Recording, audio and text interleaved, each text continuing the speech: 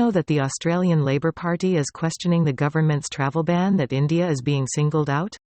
Andrew Giles, the Shadow Minister for Multicultural Affairs, has accused Prime Minister Scott Morrison of avoiding responsibility for Australians stranded in India amid a humanitarian crisis, saying the possibility of hefty fines and detention for people seeking to return home is deeply concerning.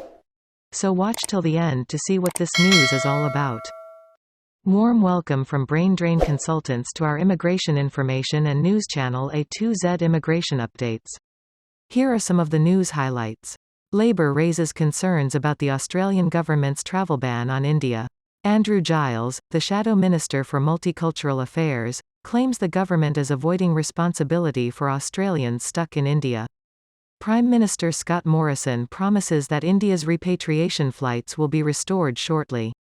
Minister Giles said in an interview with SBS Punjabi that the government should stop blaming people from other countries and focus all of its attention on getting its citizens home.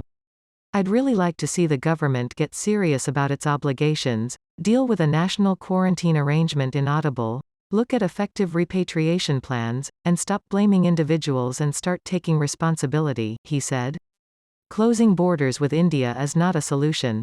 People who disobey the temporary ban on travel from India, which took effect on Monday, risk facing criminal penalties, including up to 5 years in jail and fines of up to $66,000.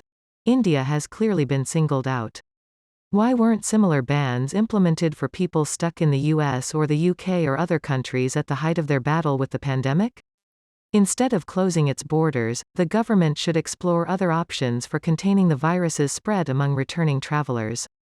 This isn't a foolproof approach.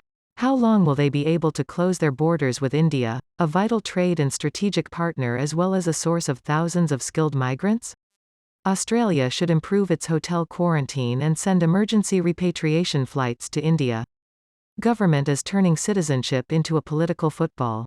Minister Giles added to the story by saying that Labour has long been concerned about the plight of stranded Australians. We recall Scott Morrison promising that everybody will be home by Christmas. Even though it was Christmas last year, almost 40,000 Australians are still attempting to return home. India has nearly 10,000 of them, he said. The government has transformed citizenship into a political football, according to Labour's Multicultural Affairs spokesman.